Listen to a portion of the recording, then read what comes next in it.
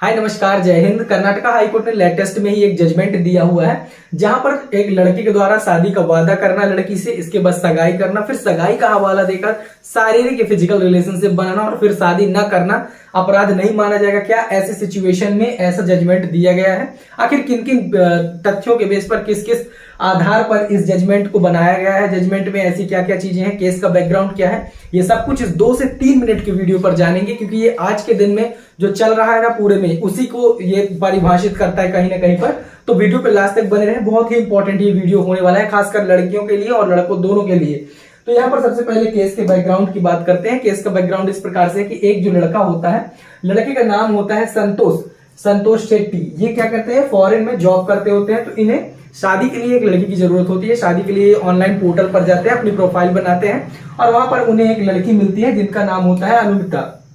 ठीक है, इसके बाद दोनों के बीच में जो बातें होती है, चैटिंग शुरू होती है। फाइनली ये इंडिया में आकर और करते क्या है कि सगाई करते हैं। सगाई दोनों फैमिली के बीच में होती है, फैमिलियां भी इन्वॉल्व होती है, सिर्फ लड़का और लड़की नहीं होती है, फैमिली इन्वॉल्व होती है।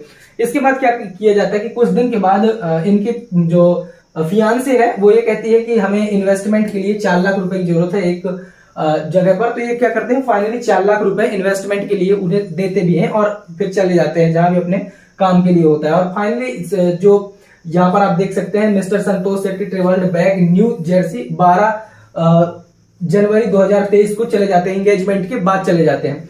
फाइनली जो भी चीजें होती हैं, तो यहाँ पर लड़की फिर से जैसे भी दोनों के बीच में बात होती है, तो लड़की क्या करती है, एक एफआईआर रजिस्टर कराती है। एफआईआर में ये कहती है कि इन्होंने सगाई के बाद क्या किया है कि मेरे साथ सगाई का हवाला देकर शारीरिक संबंध बनाए हैं और शारीरिक फिजिकल रिलेशनशिप बनाए हैं और मेरे साथ रेप किया हुआ है। अब ये शादी करने से इनकार कर रहे हैं। हालांकि लड़की की पैसे मांगने के कारण और कुछ ग्रीडी प्रवृत्ति के कारण जो होता है कि लड़के वाले मना कर देते हैं कि हम शादी नहीं करेंगे। और फाइनली जब शादी के लिए मना किया जाता है तो ये कहती है कि सगाई के बाद इन्होंने मेरे साथ फिजिकल रिलेशनशिप बनाई है और मेरे साथ झूठा वादा किया गया है शादी का और ये शादी नहीं कर रहे हैं। फाइनली जब कोर्ट की फाइंडिंग होती है तो कोर्ट ये फाइंडिंग में बताते हैं, ये कहते हैं कि भाई दोनों फैमिली के बीच में जब शादी की सगाई हुई है तो पहली बात तो यहाँ पर ये निकल कर आती है कि धोखे वाली कोई बात ही नहीं है, वादे की कोई बात ही नहीं है कि आप वादा करके मुकर रहे हैं। सगाई तो दोनों के बीच में, किसी ने ये तो नहीं कहा था कि हम प्रॉमिस कर रहे हैं कि हम शादी, बल्कि दोनों फैमिली के मतलब दोनों परिवारों की सहमति से ये सगाई हुई थी। दूसरी बात जो आप ये कह रही हैं, जो आपके चैट से दोनों की चैटिंग भी, जब वो चले जाते हैं सगाई के बाद अपने काम में, अपनी जॉब में अमेरिका, तो वहां पर फिर से जो चैटिंग होती है वो देखी जाती है और ये कहा जाता है कि सगाई वाले दिन जो ये लड़के संतोष होते हैं वो ये प्रूफ करते हैं कि भाई सगाई वाले दिन तो मैं अपने ही घर में था, यहाँ पर तो कुछ ऐसा हुआ ही नहीं, फिजिकल रिलेशनशिप मैंने बनाया ही नहीं, ये तो जबरदस्ती का एलिगेशन लगाया जा रहा है। तो फिर चैट के माध्यम से दोनों की ये बात चलती है भाई सगाई वाले दिन जो चैट हुई उसके बाद में चैट हुई, ऐसी किसी चीज का हवाला ही नहीं है, ये जबरदस्ती में एलिगेशन लगाए जा रहे हैं। और जो ये कहा जा रहा है कि वादा किया गया, वादा तो है नहीं, जबकि 4 लाख का ट्रांजैक्शन जरूर है कि लड़के ने दिए हैं 4 लाख रुपए। इस बेस पर जो कोर्ट है ये फाइंडिंग पे पहुंचता है, फाइनल जजमेंट ये देता है कि जो भी एफआईआर लड़की के द्वारा यहाँ पर दर्ज कराई गई है कि यहाँ पर शादी का झूठा मेरे से वादा किया गया, तो पहली बात तो झूठा वादा नहीं किया गया।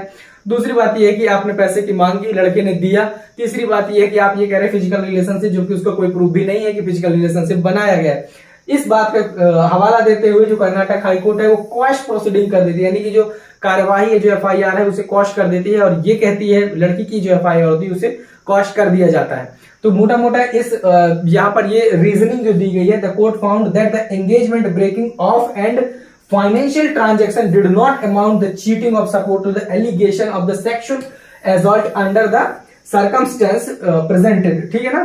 तो यहाँ पर कहने का मतलब ये है कि अगर किसी प्रकार से लड़की के द्वारा झूठी ये रिपोर्ट दर्ज कराई जाती है, आपको झूठा फंसाया जा रहा है कि मेरे से शादी का झूठा वादा किया है या फिर मेरे से अब शादी नहीं कर रहा, सगाई नहीं कर रहा है, तो अगर आपके पास लैक ऑफ एविडेंसेस हैं तो फिर आपको प्रॉब्लम आ सकती है। लेकिन आपके पास अगर पूरा पुख्ता प्रूफ है कि भाई ऐसा कुछ भी नहीं हुआ, जबकि हमारी दोनों फैमिली इन्वॉल्व थी, तो फिर ऐसी सिचुएशन क्रिएट नहीं हो सकती है। आई होप आपको ये वीडियो पसंद आया होगा, और अगर आपको ये वीडियो पसंद आया हो लाइक कर दें, दोस्तों के साथ शेयर कर दें, चैनल पर नया सब्सक्राइब कर लें। आपके मन में कोई डाउट हो कमेंट सेक्शन में पूछे, वीडियो बनाते टाइम अगर कहीं पर कोई गलती हो गई हो तो उसके लिए दिल से क्षमा। मिलेंगे नेक्स्ट वीडियो में, तब तक के लिए जय हिंद।